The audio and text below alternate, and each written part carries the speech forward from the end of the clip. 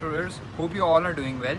Basically इस playlist में हम इस चीज़ को डिस्कस करेंगे कि नेक्स्ट सीएस की फंडामेंटल्स, और इनको देखेंगे कि बेसिकली किस तरह नेक्स्ट सीएस में इंपॉर्टेंट चीज़ें हैं और किस तरह हम इस क्रैश कोर्स के थ्रू नेक्स्ट सीएस पे working as soon as possible start कर सकते हैं। तो आज का हमारा टॉपिक है ये।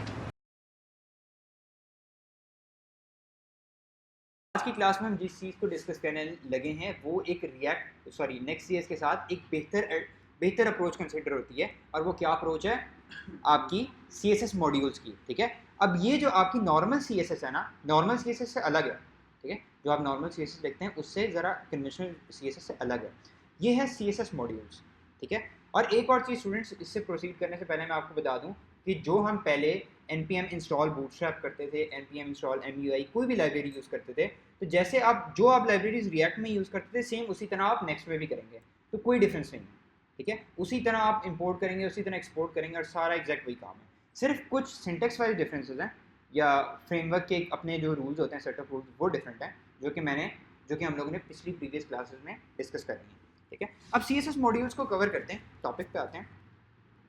सी एस एस मॉड्यूल्स क्या होते हैं स्टूडेंट्स, कि सबसे पहले मैं आता हूँ अपने हेडर डॉट जैसे। अच्छा, अब बेसिकली स्कोप्स पे आते हैं कि जो आपका नॉर्मल सी एस एस होता है वो ग्लोबल स्कोप होता है। ठीक है, ऐसे ही है। Header dot C S S अगर मैंने बना लिया, सी एस एस फाइल की बात कर रहा हूँ, अगर header dot C S S global में बना रहा हूँ, ठीक है, अगर मैं नॉर्मल बना रहा हूँ header dot C S S वो ग्लोबल होता है। और अगर मैंने सिर्फ simple header dot J S X के लिए बनाना है, तो मैं क्या करूँगा, मैं लिखूँगा header dot C S S dot module,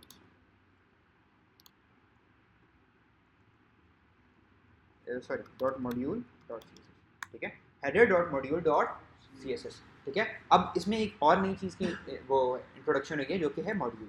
मैं इसमें सिंपल क्या करता हूँ, डॉट साथ कह देता हूँ फ्लेक्स लिस्ट। ठीक है, ये जो हम कन्वेंशनल चीज़ें करते आ रहे हैं, मैं कह देता हूँ आपका डिस्प्ले फ्लेक्स, फिर कह देता हूँ आपका justify content space around list style none, background colour आपका हो जाता है अगर एक्वा। ठीक है, फॉन्ट साइज आपका कह देते हैं 30 पिक्सल्स, और फॉन्ट साइज 30 पिक्सल कर दिया, कलर हम इसका कर लेते हैं वाइट। ठीक हो गया, ये वो चीज़ है जो हम पहले करते आ रहे हैं। ठीक है, एज सच हमारा गोल ये नहीं है, हमारा गोल क्या है कि हमने सी एस एस मॉड्यूल्स को कैसे यूज़ करना है। ठीक है, अब मैं इसको फिलहाल रिमूव कर देता हूँ, जो हम लोडिंग की क्लास में पढ़े थे अब तो उसकी ज़रूरत नहीं है ना, आपको क्लियर हो गया पॉइंट। ठीक है, अच्छा, अब सिंपल मैं क्या करता हूँ कि अगर मैं आऊँ आपके पास हेडर में, ठीक है, हेडर की फाइल खोल लेते हैं, वेयर इज़ द हेडर। ठीक है, हेडर और header module dot C S, बाकी सारी फाइल्स बंद कर देते हैं, हमें ज़रूरत ही नहीं है बाकी। ठीक है,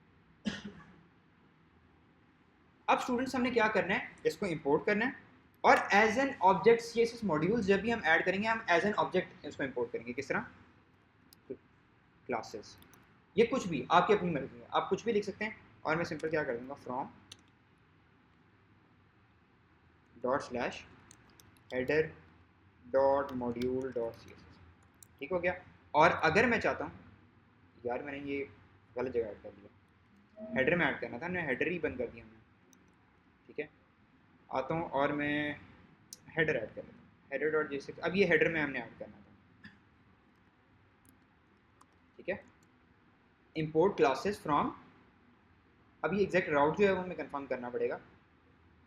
यहाँ मैं क्या लिख दूंगा, क्लास नेम, और क्लास नेम में मैं क्या कर दूंगा, इस तरह करके क्लासेस डॉट, क्या क्लास ली थी हमने उधर, फ्लेक्स, इस तरह करके हमने क्लासेस को यूज़ करना है। ठीक हो गया, अच्छा जी, अब क्या करते हैं कि इंपोर्ट क्लासेस वाला अगर हमारे पास सिनेरियो हो गया, हम इसको रिफ्रेश करते हैं और देखते हैं। ठीक है, आते हैं इधर, और हमें कह रहा है कि not read property of flex list. Okay, कह रहे फ्लेक्स लिस्ट उसको मिल नहीं रहा। अगर हम इसको इसको ना एक दफ़ा राउट कंफर्म कर लेते हैं, डॉट स्लैश करने की तो हमें ज़रूरत नहीं है, अगर हम डॉट स्लैश करने की हमें ज़रूरत ही नहीं है, स्लैश करते हैं।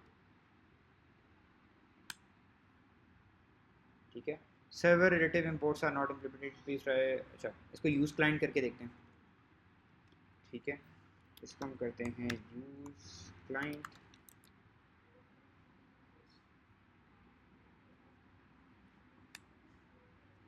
Okay, classes dot flex list, और डॉट स्लैश, ये हमें दे रहा है header dot module dot C S S.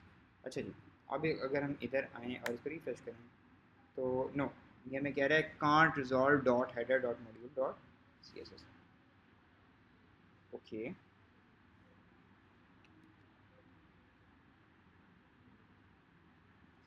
हमें वो ये चीज़ कह रहा है कि मॉड्यूल नॉट फाउंड, ठीक है। तो इसकी इंपोर्ट में हम प्रॉब्लम कर रहे हैं, can't resolve header dot module dot C S S.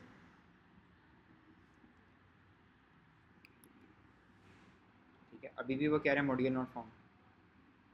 मैं अगर डॉट स्लैश कर लूँ, ठीक है, तो अब ठीक है, सिंपल क्या हुआ, हम गलती क्या कर रहे थे, कर्ली ब्रेसेस यूज़ कर रहे थे। तो हमने क्या किया, इंपोर्ट क्लासेस और dot slash header dot module dot C S S. तो सिंपल आपने इसका राउट देना है और ये जो ऑब्जेक्ट होगा ना क्लासेस का, इसके अंदर आपकी जो भी सी एस एस आपने इधर लिखी है वो गेट हो जाएगी। तो आपने सिंपल क्या करना है, क्लास नेम में क्लासेस डॉट एक्सेस। तो बेसिकली ये है आपका concept C S S modules का, और इसी वजह से कंपैरेटिवली अगर देखा जाए तो सी एस एस मॉड्यूल्स को प्रेफर किया जाता है नेक्स्ट सी एस के साथ। ठीक है, इसको मैं कलर वाइट की बजाय ब्लैक कर लूँ। ठीक है, होम अबाउट कॉन्टैक्ट। अब ऑब्वियसली आपको पता है कि नेविगेशन अगर लगानी है तो वो लिंक के थ्रू लगानी है, वो आपको आइडिया हो गया। ठीक है, तो बेसिकली ये था हमारा concept C S S modules का। मिलते हैं नेक्स्ट क्लास में, तब तक के लिए टेक केयर और दुआ में आवर।